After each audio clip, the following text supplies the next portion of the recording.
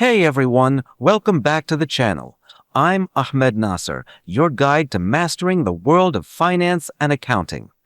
Today, we're diving into a crucial part of our intermediate accounting journey, drawing directly from the Kiso, Wygant, and Warfield's 15th edition materials. We're tackling Chapter 3, which is all about the Accounting Information System. This is where we lay the groundwork for understanding how all the financial pieces fit together in any business. This chapter is absolutely fundamental because it covers how businesses collects and processes transaction data and then disseminates that financial information to interested parties. Think about it. This system is vital because it helps management answer critical questions like, did we make a profit last period? What assets do we have? Or even, can we safely increase our dividends to stockholders? By the end of this chapter, you'll be able to understand basic accounting terminology, explain double entry rules, and identify the steps in the accounting cycle among many other key objectives. We're shaking things up to make this the most interactive session yet. To tackle all your burning questions head on, I'm handing the floor over to our new teaching duo, an AI student and an AI teacher. As we go through the slides, the AI student will ask the tough questions many of you were thinking, and the AI teacher will break down the answers with crystal clear insights.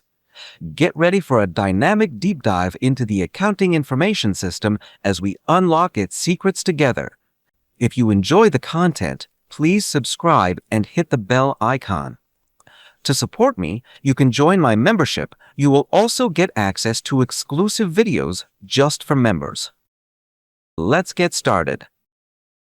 Let's begin with slide 4. We're putting the spotlight directly on the accounting information system itself, building on our earlier introductions. As you can see, the system has two primary critical functions. It collects and processes transaction data, and then it disseminates the financial information to interested parties. AI student, what are your thoughts on this fundamental definition? Teacher, that's a concise definition. My question is, why is this system so important for a business? What kind of interested parties are we talking about, and what kind of questions does this system help management answer? Excellent question, AI student, and it gets to the heart of why we even have such a system.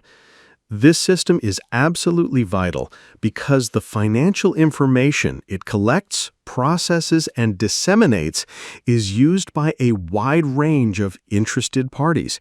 This includes internal users like management, who need to make day-to-day and strategic decisions, and external users such as investors, creditors, and government agencies who need to assess the company's performance and financial health. For management, the accounting information system is indispensable because it helps them answer crucial questions to guide the business. For example, they can determine how much and what kind of debt is outstanding. Were sales higher this period than last? What assets do we have? What were our cash inflows and outflows? Did we make a profit last period? Are any of our product lines or divisions operating at a loss? Can we safely increase our dividends to stockholders? Is our rate of return on net assets increasing? Without a robust accounting information system, answering these kinds of questions accurately and timely would be impossible, making effective business management incredibly difficult. Let's power through to slide 6, where we lay down the absolute foundational vocabulary for this entire chapter: basic terminology. This is where we define the building blocks, the language we'll be speaking throughout our accounting journey. AI student, let's start with the very first two terms on this comprehensive list. What's confusing you about event and transaction? Teacher, these terms are at the top and they sound very similar. Can you explain the difference between an event and a transaction, and why it's important to distinguish between them in accounting? That's an insightful question and a crucial distinction to make. The Financial Accounting Standards Board, FASB, talks about transactions and other events and circumstances that affect a business enterprise. So, an event is a broader term. It's any occurrence that affects a company. Events can be external, like a company purchasing inventory from a supplier, or internal, such as the company using up supplies in its operations. A transaction, on the other hand, is a specific type of event. It's an event that involves an exchange between two or more parties, and, most importantly, it's one that must be recorded in the accounting system because it changes the company's financial position. For example, paying cash for wages is a transaction, but simply signing a contract for future services that haven't been performed yet is an event but not a recordable transaction until the exchange occurs. Got it. A transaction is a recordable event. So once we identify a transaction, how do we track its impact? What exactly is an account? Another excellent question, AI student. An account is a systemized arrangement that shows the effect of transactions on a specific asset, liability, equity, revenue, or expense. Think of it as a dedicated individual record for each financial element of the business, such as cash, accounts payable, or sales revenue. We often visualize it as a T account, with a left side for debits and a right side for credits. That makes sense. And the list then distinguishes between real account and nominal account. Can you explain what these mean and how they're used differently? Absolutely. This is a fundamental classification. Real accounts, also known as permanent accounts, are those that appear on the balance sheet. These include all assets, liabilities, and equity accounts. Their balances are not closed at the end of an accounting period. They carry forward from one period to the next, reflecting the company's ongoing financial position. In contrast, nominal accounts, or temporary accounts, are primarily the income statement accounts, that is, revenues and expenses. Dividends are also classified as nominal accounts. The key characteristic here is that their balances are reduced to zero at the end of each accounting period through closing entries, preparing them for the next period's activities. Their balances are transferred to the retained earnings account within owner's equity. That clarifies the life cycle of accounts. Now we have journal, ledger, and posting. Can you walk us through the sequence and purpose of these three terms in the accounting process? Certainly. These terms describe the initial methodical steps in recording transactions. First, when a transaction occurs, it is initially recorded in a journal. The journal provides a chronological record of transactions, detailing the debits and credits for each event in the order it happened. These recordings are called journal entries. Once a transaction is recorded in the journal, the next step is posting. Posting is the process of transferring these debit and credit amounts from the journal to the individual accounts in the ledger. The ledger is essentially a collection of all the company's accounts where you can find the current aggregate balance for each specific asset, liability, equity, revenue, and expense account. So the journal is the chronological record, the ledger holds the account balances, and posting is the link between them. What's the role of the trial balance then? Great question. After all transactions have been journalized and posted to the ledger, a trial balance is prepared. This is a list of every account from the ledger and its balance. The main purpose of preparing a trial balance is to prove the equality of total debit balances and total credit balances. If debits don't equal credits, it signals that an error has occurred in recording or posting and needs to be investigated. That sounds like a critical check. Next, we have adjusting entries. Why are these necessary, and when are they typically made? Adjusting entries are vital for accurate financial reporting under the accrual basis of accounting. They are typically made at the end of an accounting period. Their purpose is to ensure that the financial statements accurately present the company's financial position and performance. This means two main things. One, to report the appropriate assets, liabilities, and owner's equity on the balance sheet at the statement date. 2. To report the proper revenues and expenses on the income statement for the period. Essentially, revenues are recorded in the period services are performed, and expenses are recognized in the period they are incurred, regardless of when cash is exchanged. Understood. So, adjusting entries refine our account balances. This leads us to financial statements. What are these, and what is their primary role? The ultimate output of the accounting process. Financial statements are formal reports prepared directly from the adjusted trial balance. These statements summarize a company's financial performance and position, and provide crucial information to various interested parties, both inside and outside the company. The primary financial statements include the balance sheet, the income statement, and the statement of retained earnings. And finally, we have closing entries on the list. What is their purpose at the end of an accounting period? Excellent question to round out our basic terminology. Closing entries are journal entries made at the end of an accounting period with two main purposes.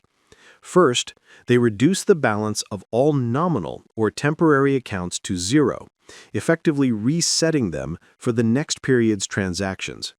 Second, these entries transfer all income statement account balances, revenues and expenses, to the retained earnings account within owner's equity. Dividends are also closed directly to retained earnings. This process ensures that only real accounts carry balances into the new period, making the ledger ready to accurately track new transactions. And there you have it, everyone. That's a comprehensive run-through of the basic terminology that forms the backbone of Chapter 3. Mastering these terms is absolutely essential for everything else we'll cover about the accounting information system. Keep these definitions in mind as we move forward.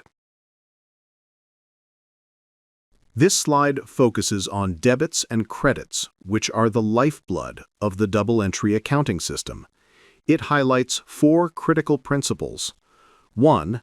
An account shows the effect of transactions on a given asset, liability, equity, revenue, or expense account. 2. The double-entry accounting system signifies a two-sided effect for every transaction. 3.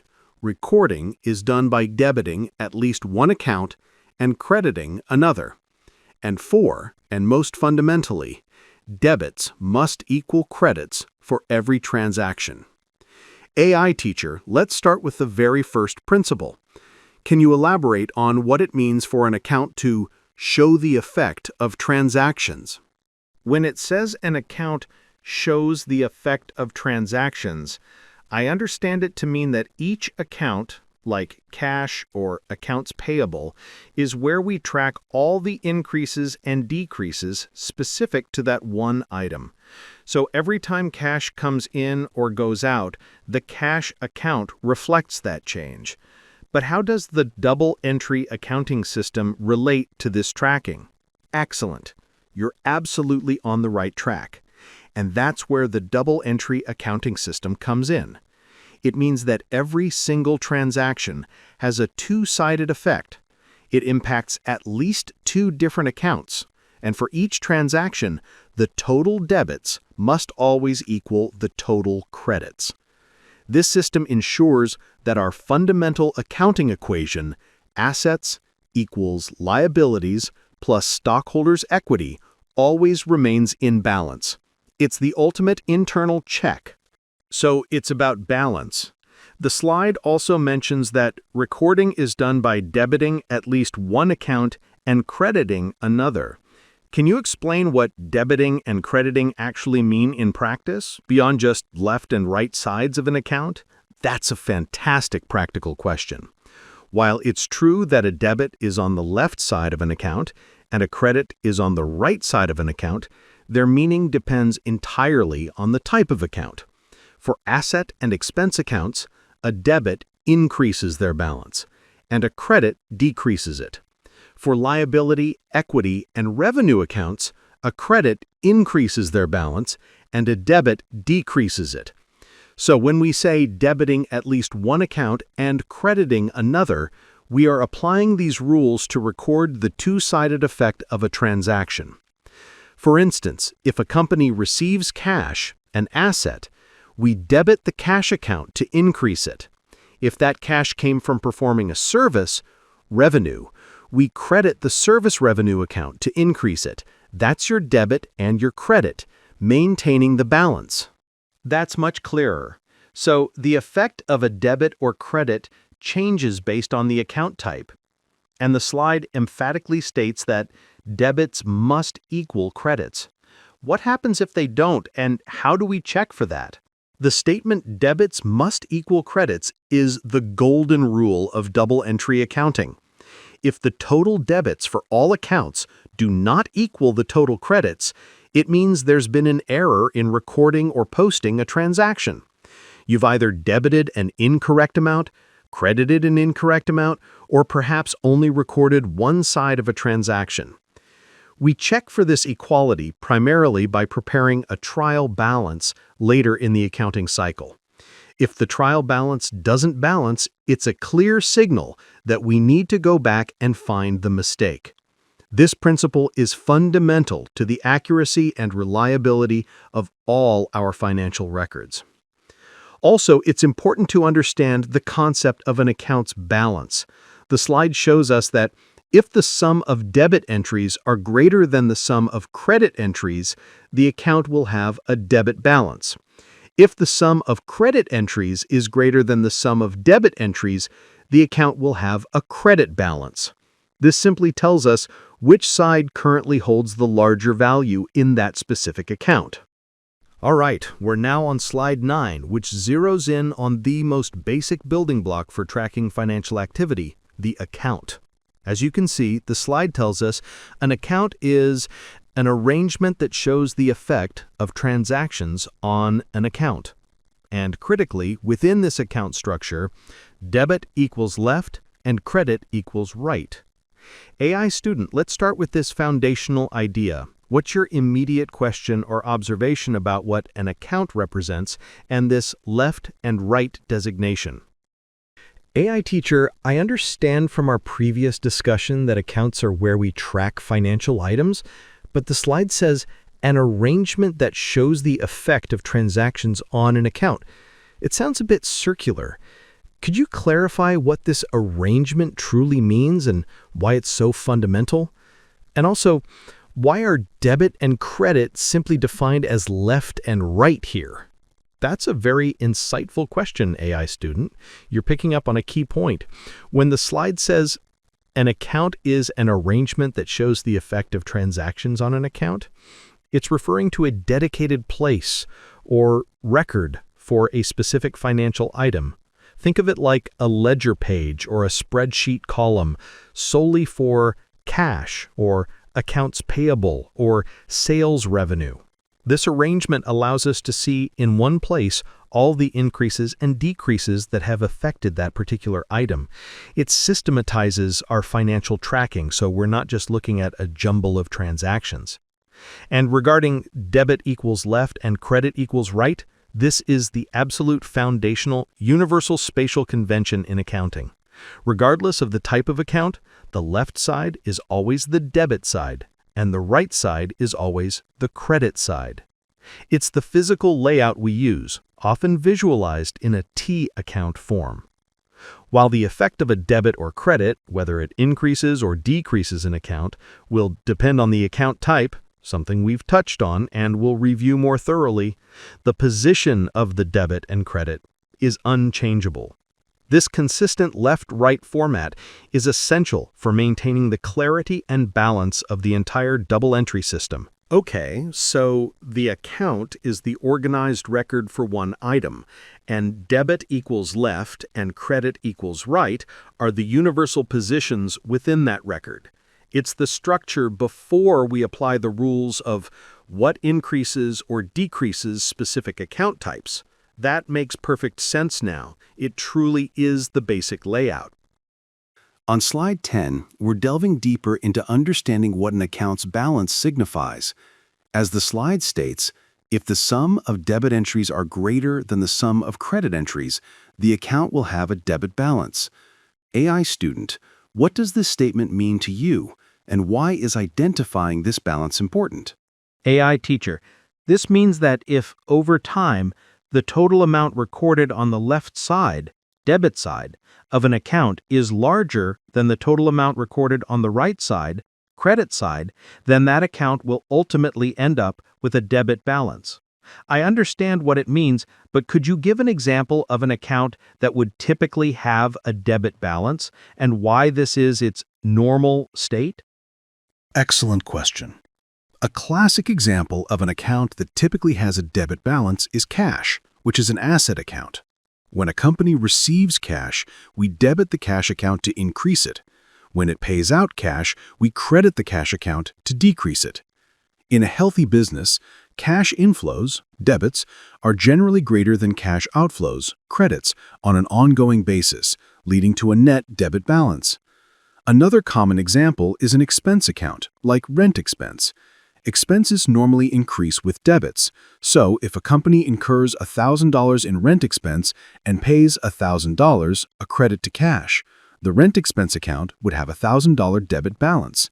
This normal balance for assets and expenses is a debit, indicating their nature in the accounting equation. Perfect. Now, let's flip to slide 11, which addresses the opposite scenario. Here, it states, if the sum of credit entries are greater than the sum of debit entries, the account will have a credit balance. AI student, building on our previous discussion, how would you interpret this statement, and which types of accounts would typically fall into this category? AI teacher, based on the principle of debits and credits, if the total amount on the right side, credit side of an account is larger than the total on the left side, debit side, then that account will ultimately end up with a credit balance. Accounts like liabilities, for example, accounts payable, and revenue, for example, service revenue, immediately come to mind. When a company incurs a liability, like buying supplies on credit, we credit accounts payable to increase it. When a company earns revenue, we credit service revenue to increase it.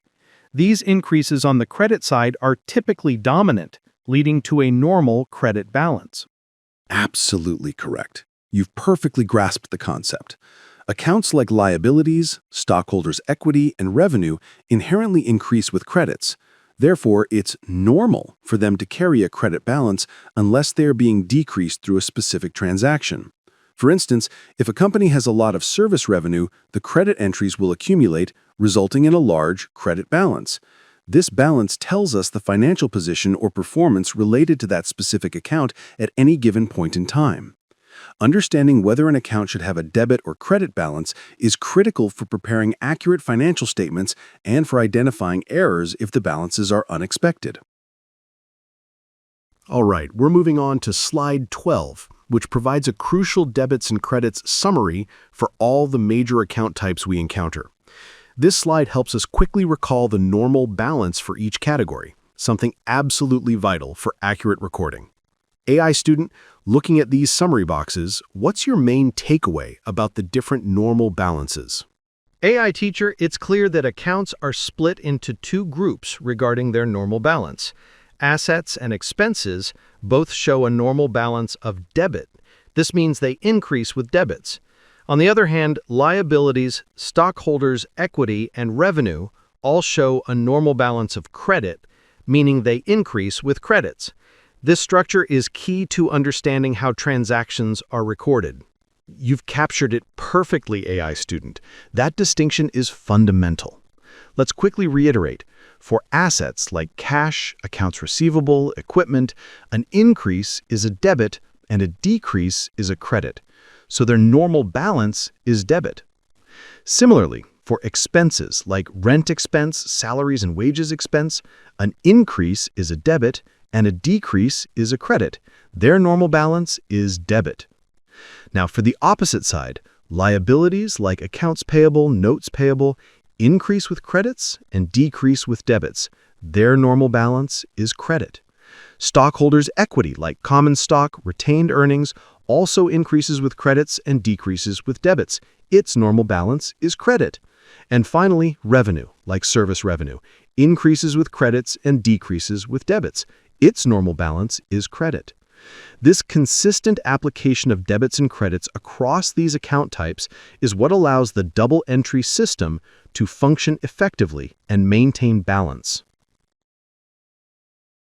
Now, on slide 13, we take that individual account understanding and apply it to the bigger picture, specifically how these debits and credits relate to the balance sheet and the income statement, and the overarching accounting equation. AI student, how do these summary visuals, especially the equation, tie together our understanding of debits and credits? AI teacher, this slide makes the connection very clear. The visual shows that for the balance sheet, assets are primarily associated with debits, while liabilities and equity are associated with credits. This directly reflects the normal balances we just discussed, and the entire thing is governed by the accounting equation, assets equals liabilities plus stockholders' equity. It must always remain in balance, and the debit-credit rules are the method to ensure that. Precisely. This slide reinforces that the structure of debits and credits is designed to uphold the accounting equation. Remember, the equation states assets equals liabilities plus stockholders' equity. This is the fundamental truth of any business's financial position. The rule we learned earlier that for every debit there must be a credit is the operational principle that ensures this equation always remains in balance after every single transaction. Think of it this way. Anything that increases an asset, a debit, must be offset by either an increase in a liability, a credit, an increase in stockholders' equity, a credit, or a decrease in another asset, a credit. When revenue increases, a credit, it ultimately increases stockholders' equity. When expenses increase, a debit, they ultimately decrease stockholders' equity. So, whether we're looking at a transaction that impacts both sides of the equation or just one side through offsetting changes, the total debits and credits will always be equal, thereby keeping the accounting equation perfectly balanced. This is the beauty and reliability of the double entry system, providing the structured data that the accounting information system collects, processes, and disseminates. All right, AI student, let's turn our attention to slide 14. This slide presents the accounting equation, which describes the fundamental relationship among the assets, liabilities, and stockholders' equity accounts of a business. It then makes two critical statements. The equation must be in balance after every transaction. For every debit, there must be a credit. AI student, can you explain in your own words what this core relationship means for a business? AI teacher, I understand that the accounting equation essentially states that assets equal liabilities plus stockholders' equity. This means everything a business owns, its assets, is financed either by what it owes to others, liabilities, or by what its owners have invested or earned, stockholders' equity. So the total value of assets must always equal the total claims against those assets. That's an excellent summary, AI student. You've precisely articulated the structural relationship. Now, let's delve into the second part of the statement on the slide. The equation must be in balance after every transaction. Why is this balance so important?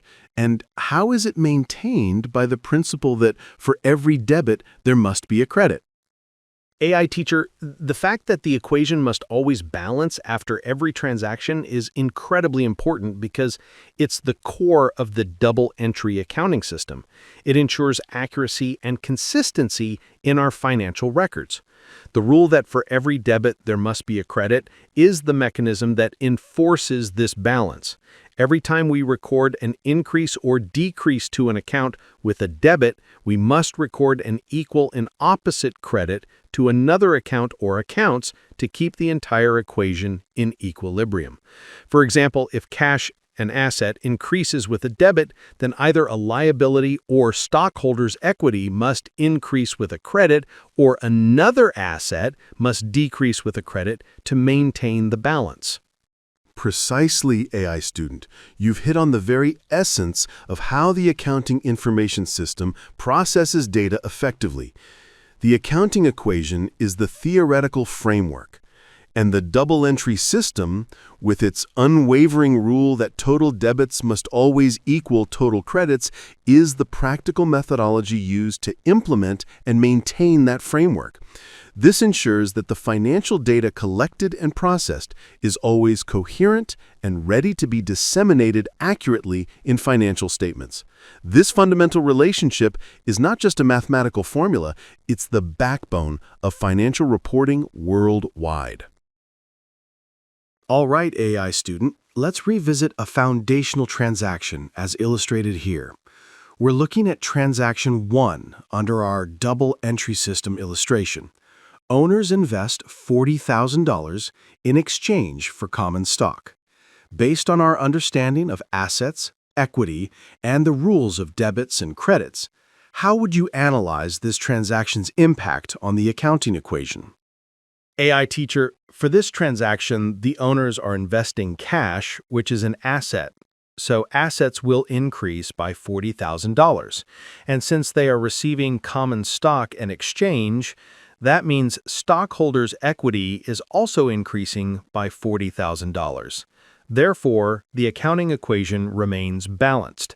Assets increase by $40,000 and stockholders' equity increases by $40,000. Excellent analysis, AI student. You've perfectly identified the impact. As our illustration confirms, assets increase by $40,000. This would typically be a debit to cash. Stockholders' equity increases by $40,000. This would be a credit to common stock. This demonstrates the core principle of the double entry system. For every transaction, there's a two-sided effect that keeps the fundamental accounting equation, assets equals liabilities plus stockholders' equity, in perfect balance. This transaction correctly shows the equality maintained with plus 40,000 assets equals plus 40,000 stockholders' equity, with liabilities having no effect. Great job. All right, AI student, we just successfully analyzed the owner's initial investment. Now let's move on to transaction 2 on the illustration. Disburse $600 cash for secretarial wages. How would this transaction affect the accounting equation, and what types of accounts are involved? AI teacher, for transaction 2, the company is paying out cash, so cash, an asset, will decrease by $600. Assets decrease with credits. This payment is for secretarial wages, which represents an expense.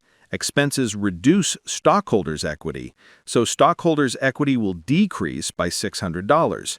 The equation remains balanced. Assets decrease by $600, and stockholders' equity decreases by $600. Excellent analysis, AI student. You've correctly identified both sides of the transaction. As the illustration shows, minus 600 assets equals minus 600 stockholders' equity, expense. This transaction involves a credit to cash and a debit to salaries and wages expense, which ultimately reduces equity. Let's move to transaction 3. Purchase office equipment priced at $5,200, giving a 10% promissory note in exchange. How does this transaction impact the accounting equation?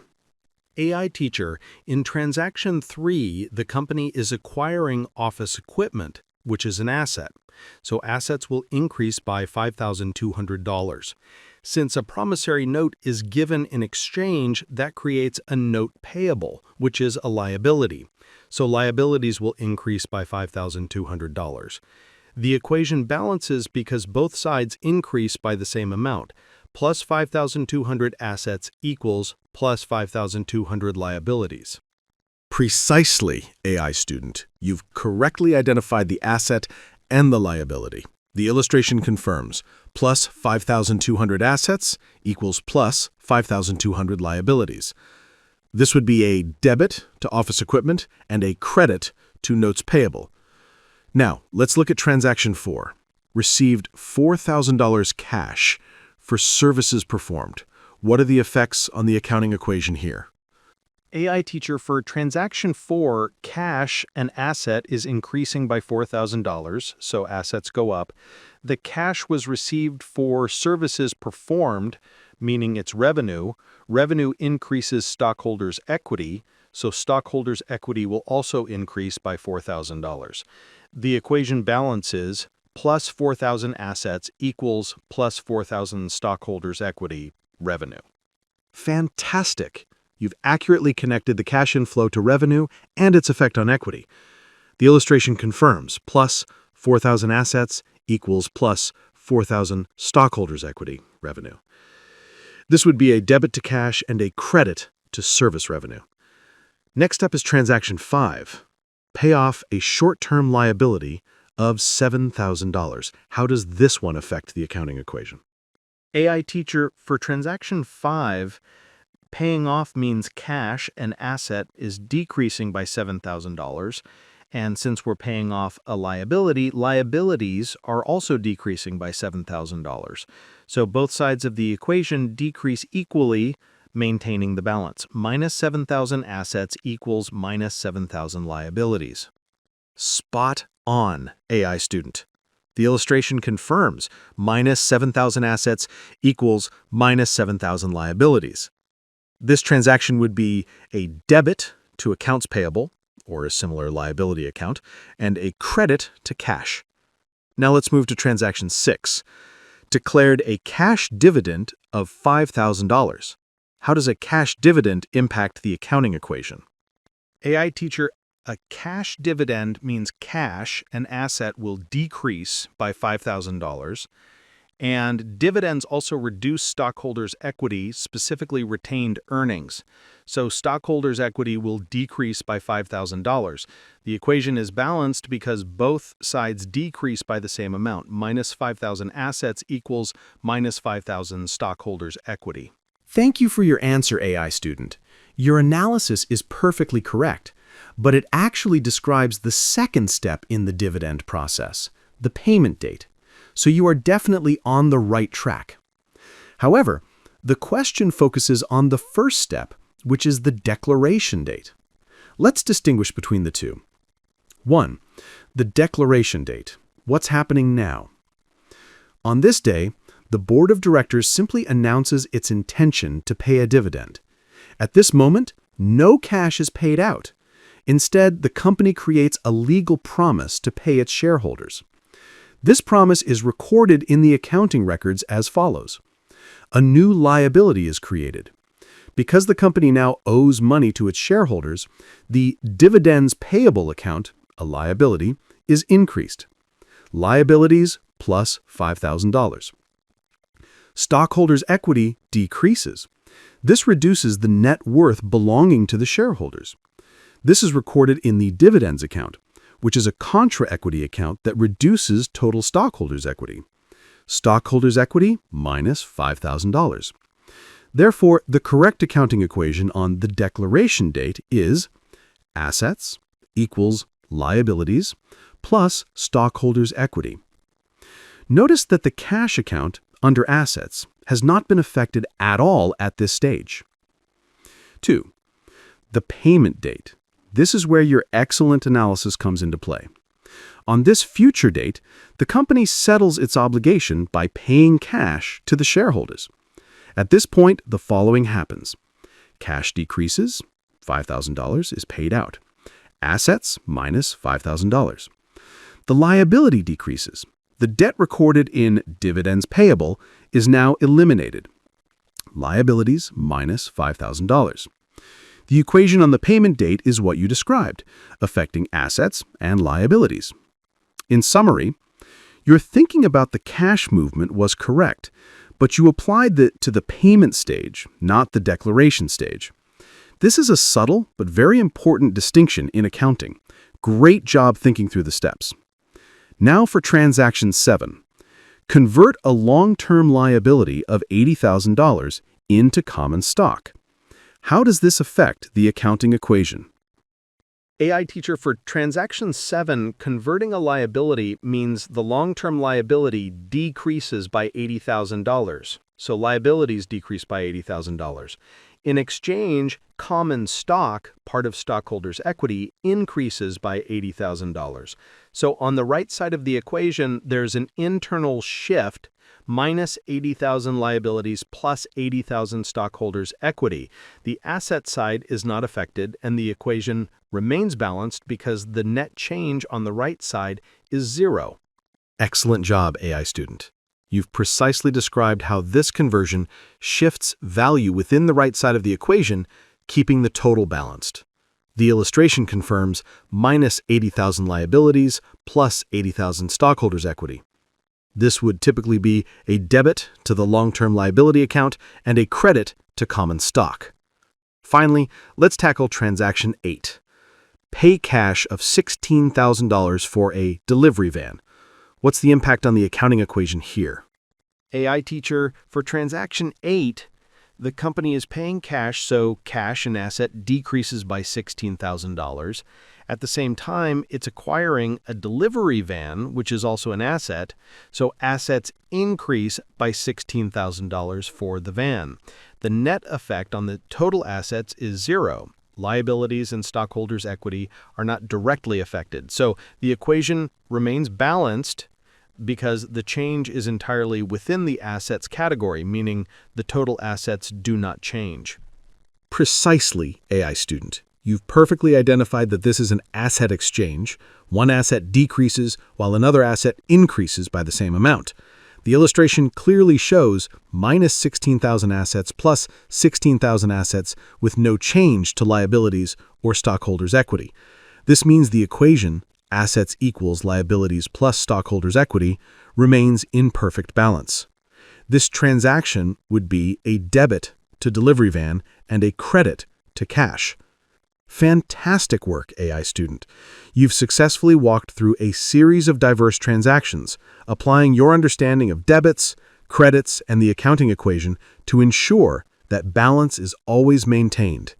This detailed illustration truly shows how the double entry system works in practice, underpinning the entire accounting information system.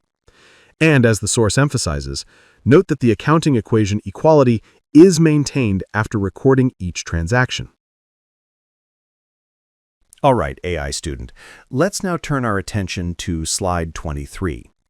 This slide highlights a very fundamental concept in accounting. Ownership structure dictates the types of accounts that are part or affect the equity section. It then breaks down the specific equity accounts used for different business forms, comparing proprietorship or partnership with a corporation. AI student, what immediately stands out to you when you see the different accounts listed under these two ownership structures?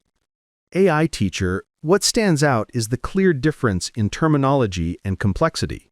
For a proprietorship or partnership, the equity section seems much simpler, typically using just owner's capital and owner's drawing.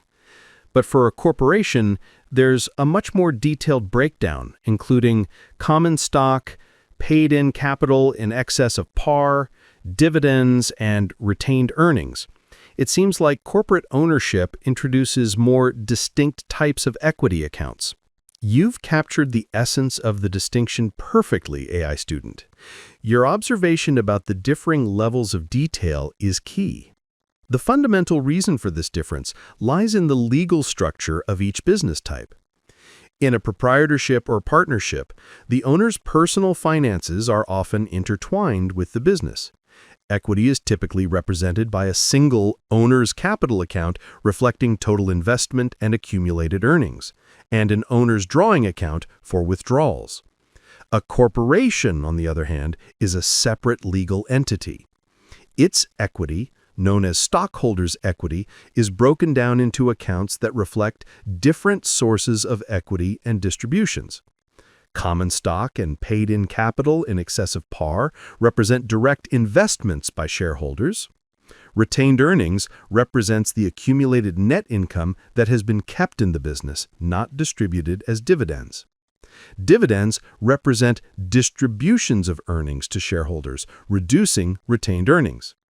So understanding the ownership structure is absolutely critical for anyone working within an accounting information system, as it directly impacts how equity transactions are recorded and how the equity section of the balance sheet is presented.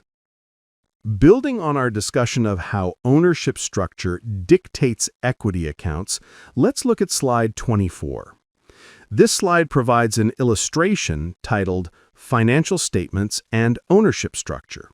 It visually connects the balance sheet, stockholders' equity, with the income statement and the statement of retained earnings.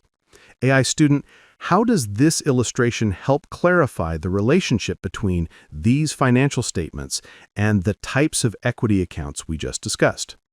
AI teacher, this illustration visually ties everything together. I see that the income statement results in net income, or net loss, which is calculated from revenues less expenses. This net income then flows into the statement of retained earnings. The statement of retained earnings starts with a beginning balance, adds net income, subtracts dividends, and arrives at the ending retained earnings. Finally, this ending retained earnings, along with common stock, representing investments by stockholders, makes up the total stockholders' equity on the balance sheet. It makes it clear that the income statement and retained earnings statement explain the changes in the equity section of the balance sheet for a corporation. Excellent, AI student. You've perfectly articulated the flow and interrelationship between these core financial statements for a corporation. This illustration emphasizes that the income statement measures the profitability of the company over a period by matching revenues and expenses. The statement of retained earnings shows how the net income or loss from the income statement combined with dividends affects the company's retained earnings over a period. Finally, the balance sheet presents the company's financial position at a specific point in time, with stockholders' equity being a key component that summarizes common stock and the accumulated retained earnings. This entire structure is critical for providing a comprehensive picture of a company's financial health, demonstrating how the accounting information system processes transaction data to produce these interconnected reports. It reinforces that the choice of ownership structure directly influences the specific details within the equity section and how these financial statements articulate changes in that equity.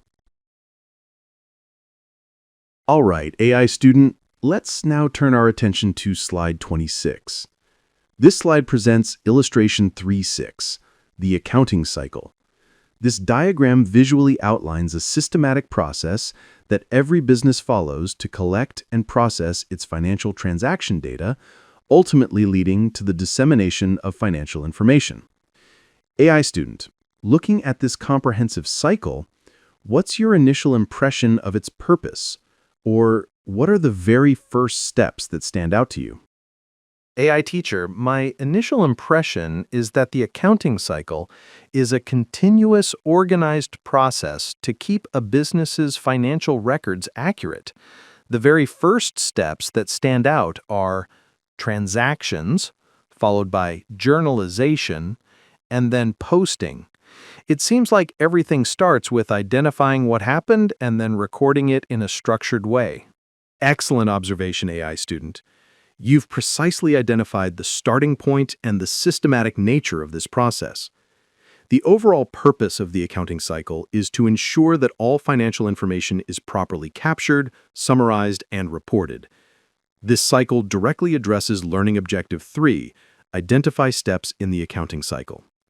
Indeed, it all begins with transactions, the actual economic events of the business. These are then systematically entered into a journal, journalization, and subsequently transferred to the ledger, posting. This entire cycle, which includes steps like preparing a trial balance, making adjustments, creating an adjusted trial balance, statement preparation, closing entries, and sometimes a post-closing trial balance and reversing entries, ensures the accuracy and reliability of the financial data collected and processed by the accounting information system. Building on that, let's move to slide 27, which focuses specifically on the very first part of that cycle, identify and recording transactions. The slide asks a fundamental question: what to record? It then refers to the FASB's broad definition. The FASB used the phrase transactions and other events and circumstances that affect a business enterprise. It also categorizes events into external and internal. AI student, given our earlier discussion on basic terminology, how does this slide help us distinguish between what needs to be recorded and what might just be an event? AI teacher, this slide is very important because it clarifies that not every event is a transaction that needs to be recorded. The FASB's phrase is broad, but our basic terminology defines a transaction as a specific type of event that must be recorded in the accounting system because it involves an exchange and changes the company's financial position. So while an external event, like selling goods, or an internal event, like using supplies, could be a transaction if it causes an exchange and financial change, merely signing a contract, as we saw with Pioneer Advertising's contract example, is an event, but not necessarily a recordable transaction at that point because no exchange has occurred yet. We only record what truly affects a business enterprise in terms of changing its assets, liabilities, or equity. Precisely, AI student. You've perfectly drawn that critical distinction. The identify and recording transactions phase is where the accounting information system begins its work. It involves transaction analysis, which has two key purposes. One, to identify the type of account involved, and two, to determine whether a debit or a credit is required. Only those events that tangibly change the financial position of the business, impacting its assets, liabilities, stockholders' equity, revenues, or expenses, become recordable transactions. For every such transaction, the double-entry accounting system mandates that debits must equal credits. This initial identification and recording, accurately applying the debit and credit rules, is absolutely fundamental to the accuracy of all subsequent steps in the accounting cycle and the reliability of the financial statements produced by the AIS. All right, class, let's dive back into a fundamental concept in accounting with this slide. We're looking at the General Journal. As the slide clearly states, the General Journal is a chronological record of transactions. Think of it as the very first place where a company's financial activities are formally written down. It's a day-by-day, event-by-event log of everything that happens financially. So it's like a diary for the company's money moves, right? And what exactly goes into this diary? The slide mentions journal entries? Exactly, a perfect analogy. And yes, journal entries are the specific records that are made in this journal. When a business event occurs that affects the financial position, we call it a transaction. These transactions are then analyzed to determine which accounts are impacted and whether a debit or a credit is required. Once that analysis is done, we create a journal entry. This is a crucial step in the accounting cycle, occurring right after identifying transactions and before posting to the ledger. For example, looking at illustration 3-7 on this slide, we have an entry for September 1. Stockholders invested $15,000 cash in the corporation in exchange for shares of stock. Purchased computer equipment for $7,000 cash. This whole statement represents a set of transactions that would be recorded as journal entries within the General Journal. This demonstrates how transactions are initially captured in this chronological record. Okay, so first a transaction happens, then we figure out the debits and credits, and then we put that information into a journal entry, which goes into the General Journal chronologically. Got it. Why is it so important to keep it chronological? That's a great question. Keeping it chronological is vital for several reasons. Firstly, it provides a clear, verifiable audit trail, allowing us to trace every financial event from its origin. Secondly, it ensures that all transactions are captured in the order they occurred, which is essential for understanding the flow of business operations and for accurate financial reporting later on. It's the initial step in the comprehensive accounting information system that collects and processes all transaction data. So it's basically the raw, organized data entry point for all financial information, ensuring we have a complete and ordered history before we do anything else with it. Precisely. It's the book of original entry where we first apply the double entry accounting system, ensuring that for every debit, there's an equal credit, maintaining the balance of the accounting equation right from the start. This meticulous record-keeping in the general journal, as seen with examples like the September 1 transactions in illustration 3-7, lays the foundation for all subsequent accounting steps, including posting to the ledger and, ultimately, preparing financial statements. Without this initial chronological record, the entire system would lack integrity and clarity. We've just learned about the general journal as the chronological record of transactions, where we make our initial journal entries. Now, the next crucial step in the accounting cycle, as indicated by this slide, is posting. Posting is the process of transferring amounts from the journal to the ledger. Think of it this way. The journal is where we first write down the story of each transaction, including the specific date and the accounts affected. But for us to get a complete picture of each individual account, like how much cash we have or what our total equipment value is, we need to organize those transactions into separate accounts. That's what the ledger is for. And posting is how we get the information there. So it's like taking all the individual diary entries and then grouping them by topic. If I bought computer equipment on September 1st and then bought more on September 15th, posting would put both of those transactions into the computer equipment account in the ledger. Exactly. You've got the analogy perfectly. We use the journal entries we just created, like those from September 1st example in illustration 3-7, where stockholders invested cash and computer equipment was purchased, and we then transfer the debit and credit amounts for each account to their respective ledger accounts. This process is essential for summing up the activity in each account, which we'll eventually need for preparing a trial balance. The purpose of transaction analysis, which precedes posting, is to identify the type of account involved and determine whether a debit or a credit is required, keeping in mind that every journal entry affects assets, liabilities, stockholders' equity, revenues, or expenses. All right, class, let's pick up where we left off, diving into the practical application of journalizing and posting with an expanded example. As you see on this slide, the core of what we're doing now is transaction analysis. The primary purpose of this analysis is 1, to identify the type of account involved, and 2, to determine whether a debit or a credit is required. Remember, every single journal entry we make will affect one or more of these categories: assets, liabilities, stockholders' equity, revenues, or expenses. We're going to go through a series of transactions for Pioneer Advertising Agency, Inc.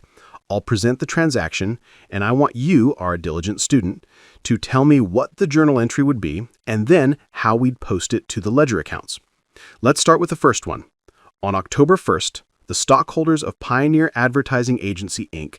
invested $100,000 cash in the corporation. So, student, for this transaction, what accounts are involved and what would be your journal entry, including the debit and credit? Okay. Stockholders investing cash means the company's cash account will increase.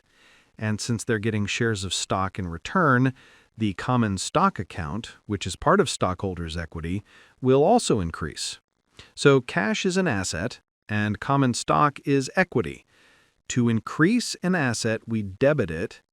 To increase equity, we credit it.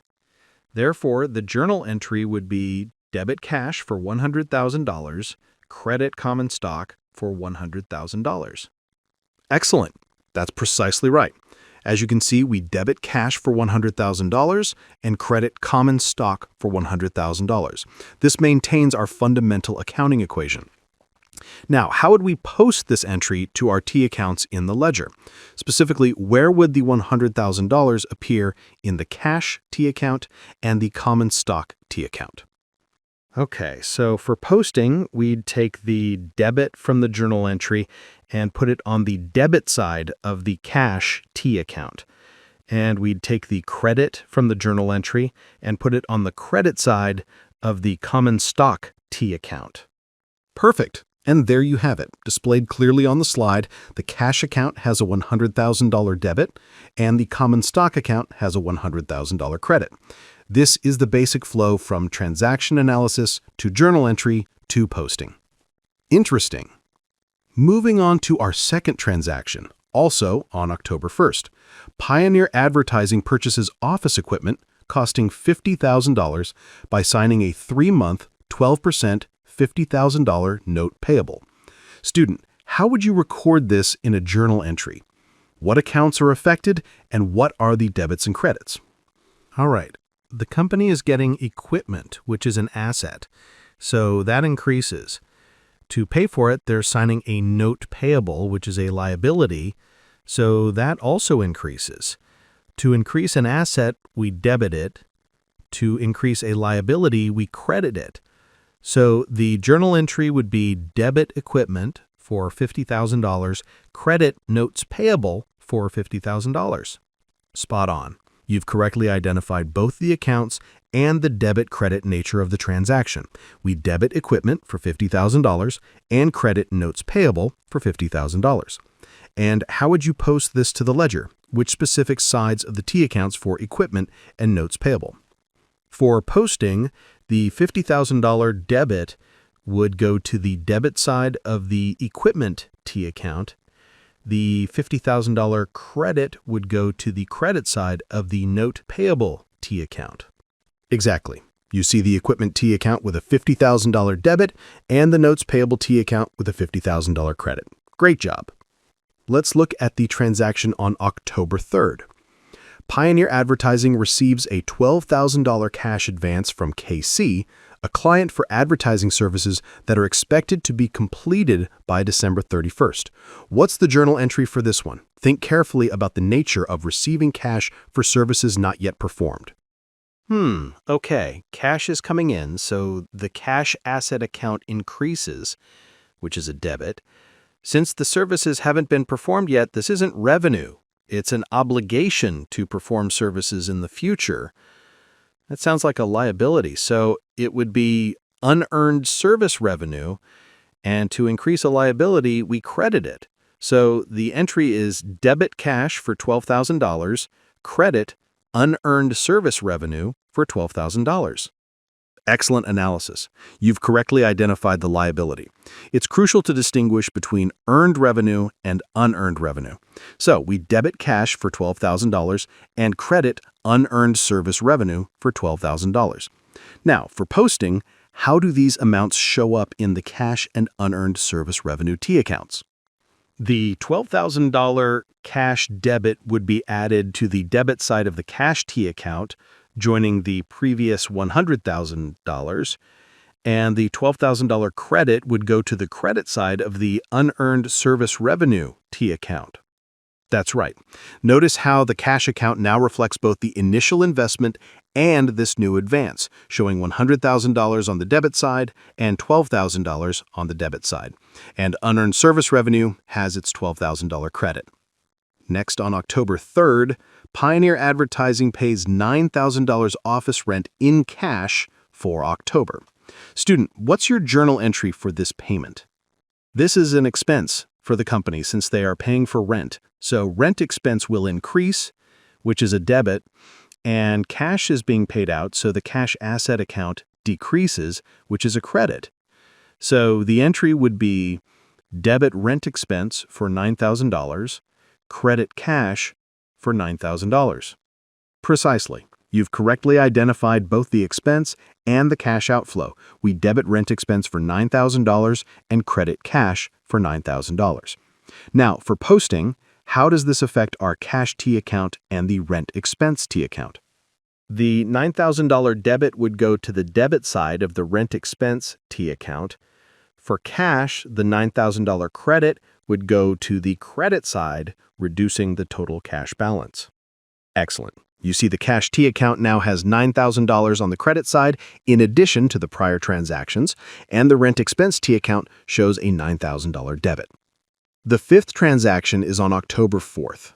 Pioneer Advertising pays $6,000 for a one-year insurance policy that will expire next year on September 30th.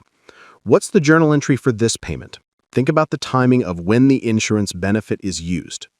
Since they paid for a one-year policy, it's not an expense yet, but an asset that will provide future benefit. So prepaid insurance, an asset account increases, which is a debit. Cash is paid out, so cash, an asset, decreases, which is a credit. So the journal entry would be debit prepaid insurance for $6,000, credit cash for $6,000. Very good. You're correctly identifying it as an asset because the benefit extends into the future. So we debit prepaid insurance for $6,000 and credit cash for $6,000. Now, student, how do we post these amounts? The $6,000 debit goes to the debit side of the prepaid insurance T account. The $6,000 credit goes to the credit side of the cash T account, further reducing its balance. Excellent. You see the cash T account building up credits, and the prepaid insurance T account shows a $6,000 debit. Here's our sixth transaction. On October 5th, Pioneer Advertising purchases for $25,000 on account an estimated 3-month supply of advertising materials from Arrow Supply.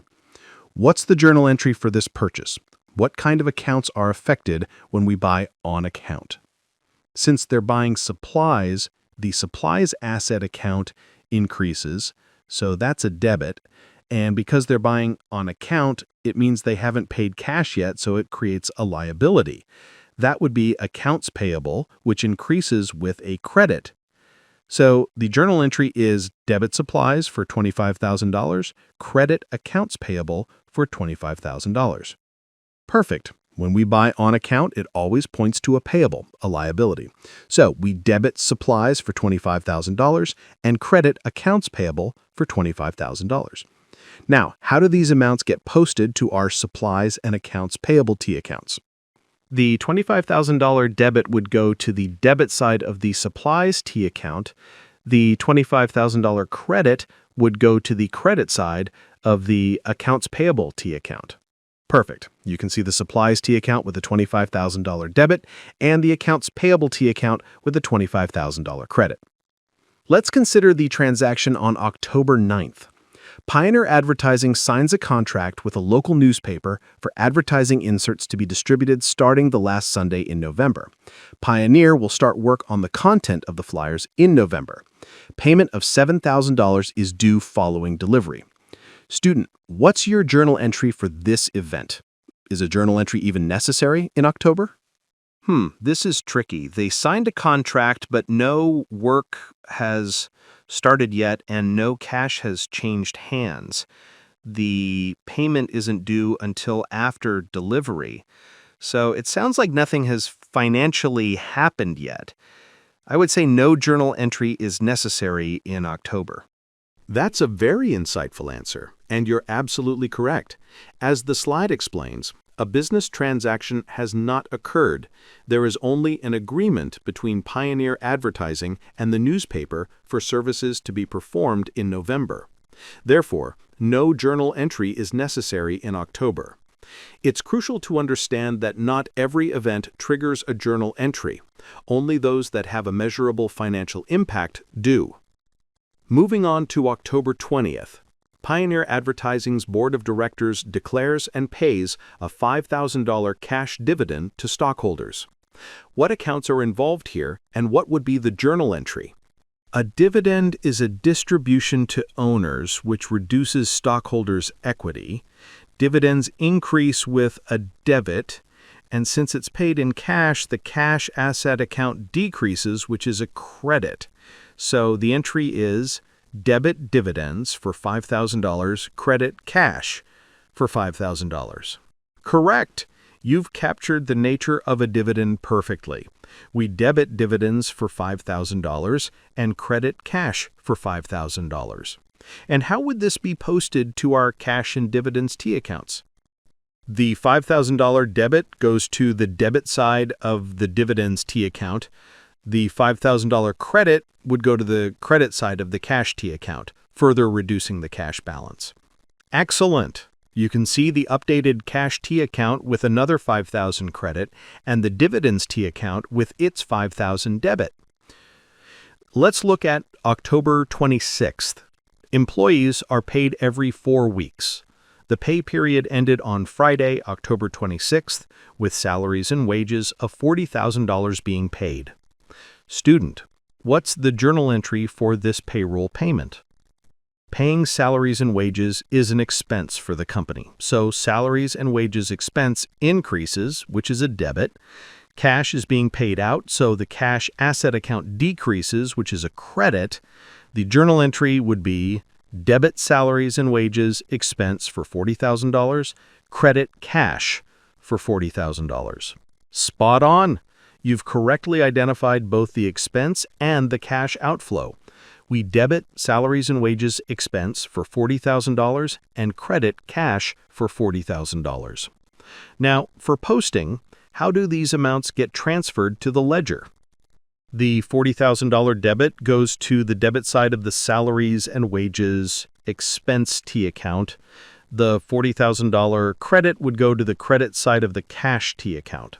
Precisely. You see the cash T account with yet another $40,000 credit and the salaries and wages expense T account with a $40,000 debit. We're on our final transaction for October, on the 31st. Pioneer Advertising receives $28,000 in cash and bills Copa Company for $72,000 for advertising services of $100,000 performed in October. This one involves multiple aspects. What accounts are affected and what would be the comprehensive journal entry? Okay, this is a bit more complex. First, cash is received, so cash and asset increases by $28,000, which is a debit. Second, they billed Copa Company for the rest, so that's money owed to Pioneer, which means accounts receivable, another asset, increases by $72,000, which is also a debit. Finally, advertising services worth $100,000 were performed, meaning revenue was earned. So revenue increases by $100,000, which is a credit. The full journal entry would be debit cash for $28,000, debit accounts receivable for $72,000, credit service revenue for $100,000. Excellent job with that compound entry. You've correctly broken down all the components. We debit cash for $28,000, debit accounts receivable for $72,000, and credit service revenue for $100,000. Notice how the total debits, $28,000 plus $72,000 equals $100,000, perfectly equals the total credits, $100,000, upholding the double entry system. Now, how would you post these amounts to our T accounts for cash, accounts receivable, and service revenue? The $28,000 debit would go to the debit side of the cash T account. The $72,000 debit would go to the debit side of the accounts receivable T account. And the $100,000 credit would go to the credit side of the service revenue T account. Fantastic. And you can see how all those T accounts are now updated with their respective debits and credits, building a complete picture of each account's activity.